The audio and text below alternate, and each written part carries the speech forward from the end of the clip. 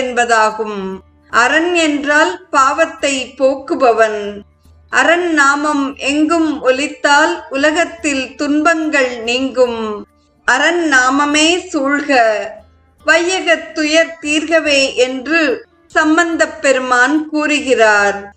அரகர என்ன அரியது ஒன்றில்லை, அரகர என்ன அரிகலர் மாந்தர், அரகர என்ன அமரரும் ஆவர், அரகர என்ன அரும் பிறப்பன்றே என்று திருமந்திரத்தில் திருமூலரும் நவில்கிறார். அரகரா என்று கூறாதவர்கள் மூடர்கள் என்று கூறுகிறார் அருணகிரிநாதர்.